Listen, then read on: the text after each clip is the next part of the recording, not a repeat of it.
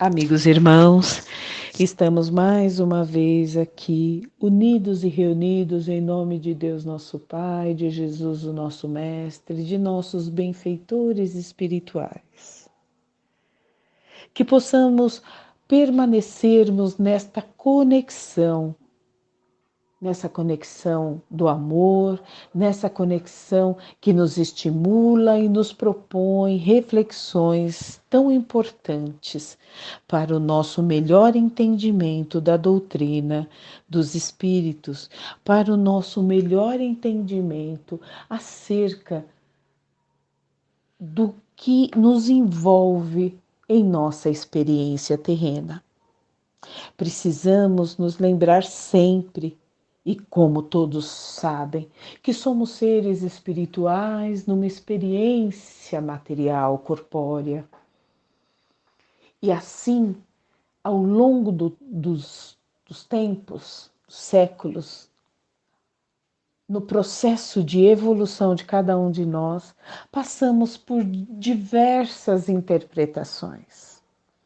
Mas seguirmos as orientações do querido José Herculano Pires, que nos propõe sempre: busquemos estudar Allan Kardec, busquemos estudar a doutrina dos espíritos, para que a nossa amada doutrina não seja contaminada aí de superstições, de enganos, e tomarmos isso tudo como absoluto e verdadeiro. Para esta noite, a proposta está contida na obra O Mistério do Bem e do Mal, Lições de Espiritismo, que consiste numa série de crônicas que foram publicadas no extinto Jornal Diário de São Paulo, mas que são ainda muito atuais, o que também nos indica a necessidade de estimularmos, por onde formos, o estudo da doutrina espírita. Não nos deixarmos apenas entusiasmar, mas nos dedicarmos à compreensão e convidar os nossos irmãos para que, junto conosco, possam compreender. E nós também, por nossa vez, vamos compreender cada vez mais claramente. Porque à medida que conquistamos esta compreensão aqui, se amplia o horizonte e buscamos, então, compreender mais e mais. Então, ali, o pensamento espírita é de fundamental importância, porque nos traz esta revelação, não é? E o estudo, a necessidade do estudo para o discernimento doutrinário. Esse discernimento nos resgata, cumprindo um dos pilares da doutrina espírita, que é nos libertarmos, né, pelo esclarecimento, outro pilar. Kardec nos diz também que a fé inabalável é somente aquela que pode encarar a razão face a face, em todas as épocas da humanidade. E mesmo que neste momento tenhamos a clareza de certos conceitos, a clareza, o entendimento de certas questões, precisamos manter sempre a postura do aprendiz, que muito vem agregar a cada um de nós em nossa caminhada evolutiva, né? Evitando confusões, evitando lançar ideias equivocadas, né? E há muitas confusões feitas quer sejam intencionais ou não, entre o espiritismo e outras formas de entendimento, causando até, por vezes, desentendimentos desnecessários. Então, aqui, para a noite de hoje, a proposta de reflexão está em torno do capítulo 4 desta obra mencionada, restabelecendo o equilíbrio nas relações corpo e espírito.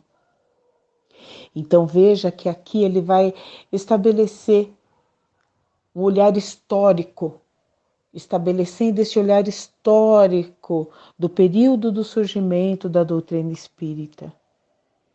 E que nós, por vezes, temos algumas dúvidas. Então, Herculano Pires nos convida a mergulharmos na doutrina para que estas dúvidas sejam definitivamente dissipadas.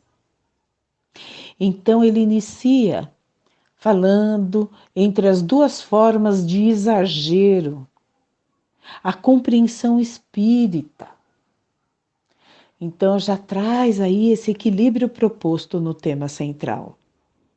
O charlatanismo e as superstições do passado e o que acontece no presente. E esse desenvolvimento cíclico da mente humana, da mentalidade, da compreensão do ser humano. Então aqui ele nos diz assim: a matéria humana é um conjunto de ações e reações espirituais e materiais. Interpretá-la apenas através de um de seus aspectos é cair fatalmente no erro. De um lado, temos a alma, o espírito encarnado, que o Senhor e o diretor do corpo, que é o Senhor e diretor do corpo. De outro lado, o organismo físico, a plenitude de sua vitalidade animal. Na antiguidade, e particularmente na Idade Média, a mentalidade popular, apegada ao sentimento do maravilhoso, atribuía tudo ao espírito, subestimando a ação do corpo. Vieram daí os exageros de toda a espécie, criando superstições e temores de que se originaram muitas crenças, rituais e dogmas religiosos. Então, daí já percebemos o quão perigoso é tender a analisar tudo sobre um único foco, sobre um único ponto de vista.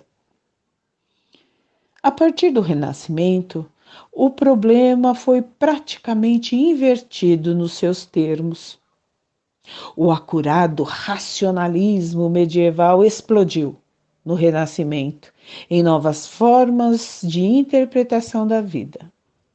A filosofia deixou de ser a antiga serva da teologia, e a revolta intelectual contra a tradição e a autoridade abalou profundamente a mentalidade popular. Imagine, né? Imaginem como isso realmente abalou. Os homens passaram a desconfiar das explicações místicas, a repelir superstições e chegaram no mundo moderno ao exagero oposto, que foi justamente de rejeitar tudo o quanto pudesse vir dos conceitos da alma, do espírito, dando a supremacia ao corpo e negando ou subestimando a ação do espírito. Então é aquele perigo, né? A balança chegou de um extremo a outro. E foi exatamente quando se acentuava essa nova forma de exagero, de parcialidade, que o espiritismo surgiu no mundo, dando pleno cumprimento à promessa do Consolador formulada por Jesus. A função do Espiritismo é reestabelecer o equilíbrio, conduzindo o homem à verdade. Sua advertência pode ser interpretada assim: nem tanto à terra, nem tanto ao mar. O Espiritismo demonstrou cientificamente, servindo-se das mesmas armas do materialismo, como disse Kardec, que a existência da alma não era uma superstição, e provou de maneira insofismável que a ação dos espíritos desencarnados sobre os homens é tão real como a ação dos raios e emanações invisíveis da natureza. Isto é que é importante nós termos em consciência, em nossas mentes. Hoje nós já sentimos essa influência. Ainda duvidamos, ainda nos sentimos um tanto inseguros em determinadas situações acerca desta influência, mas ela é fato e nós não temos mais como duvidar, não é mesmo? Então aí, no seu maravilhoso livro, A Gênese, os milagres e as predições segundo o Espiritismo, Kardec analisa a razão por que o Espiritismo só poderia aparecer em meados do século passado e conclui: o Espiritismo, tendo por objeto o estudo de um dos dois elementos constitutivos do universo, toca forçosamente na maioria das ciências e não podia surgir senão depois da elaboração delas. Surgiu, pois, pela própria força das coisas, diante da impossibilidade de tudo se explicar somente com a ajuda das leis da matéria. Dessa maneira, podemos apresentar a evolução da mente humana como um perfeito processo cíclico, partindo da aceitação intuitiva da ação do mundo invisível sobre o homem.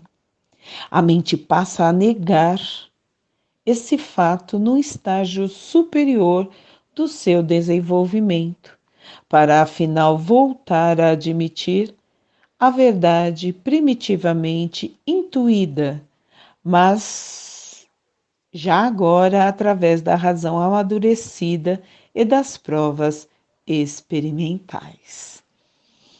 O charlatanismo e a superstição figuram em larga escala no processo de formação das religiões antigas e modernas.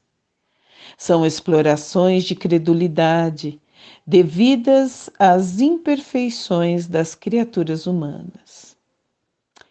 Hoje, existe também o charlatanismo na ciência e existem formas de superstição nascida de teorias científicas. Uma dessas formas, e das mais nefastas, é a que considera os desequilíbrios psíquicos como simples manifestações de desordens orgânicas. Neste caso, acaba-se desconsiderando a condição do espírito imortal, do espírito reencarnante, trazendo desequilíbrios, necessidades evolutivas de todos nós que reencarnamos. Não podemos atribuir tudo isso à desordem orgânica apenas. Não podemos subestimar quem somos, espíritos imortais, né, que trazemos experiências pregressas, ora exitosas, ora comprometendo o nosso caminho. Somos espíritos imperfeitos ainda. Mas chegaremos ao topo, chegaremos à evolução tão almejada. E para isso levará um tempo. Precisaremos, sim, nos cuidar, ter o cuidado de nos observarmos. E o outro, pois estamos caminhando juntos. E assim, meus irmãos, não podemos negar a realidade espiritual. José Herculano Pires continua nos dizendo assim: essa superstição se origina na negação do elemento espiritual, considerado como produto ou secreção da matéria, e conduz à destruição de todo e qualquer sentimento religioso. Contra essa forma moderna de superstição, que é o inverso das superstições do passado, só um remédio se mostra realmente eficaz. É a demonstração científica da realidade do espírito. Essa demonstração é feita pelo Espiritismo e pelas teorias científicas dele decorrentes. A metapsíquica, a chamada ciência psíquica inglesa e a parapsicologia. As ciências biológicas atuais, resultantes da revolta intelectual do Renascimento, mostram-se impregnadas de superstição materialista. Mas a contribuição espírita vem ganhando terreno nos meios culturais do presente, como se vê no crescente interesse pela parapsicologia em todo o mundo. E mesmo nos meios religiosos mais adiantados, onde já se compreende que o Espiritismo traz uma nova mensagem para o mundo moderno. Pois então, meus irmãos, a doutrina espírita nos traz a compreensão a princípio de que somos filhos de Deus, estamos no processo de crescimento evolutivo, progredindo passo a passo, crescendo. A doutrina espírita nos traz as leis divinas, leis que precisamos tomar consciência de cada uma delas, para que saibamos, para que tenhamos material, para que estejamos preparados para as nossas decisões. E quando infringirmos a lei natural, e ao longo do nosso processo, nós, em algum momento, vamos infringi-la. Saibamos o porquê certas situações nos acontecem. Muitas vezes vamos errar sem saber que estamos errando. Mas contamos sempre com a misericórdia de Deus, nosso Pai, que não nos abandona, ao contrário. Temos benfeitores que nos auxiliam imensamente ao longo de todo o nosso caminho, nos dizendo assim: caro irmão, estou contigo. Houve um equívoco aqui, mas estamos contigo, para que possa superar esta fase, refazer as suas ações, suas atitudes, estruturar o seu pensamento e sentir a luz que nos envolve a todos, aclarando então o nosso pensamento, nos instruindo e seguirmos adiante. A influência dos espíritos sobre as nossas ações é clara e evidente. Quantas vezes estamos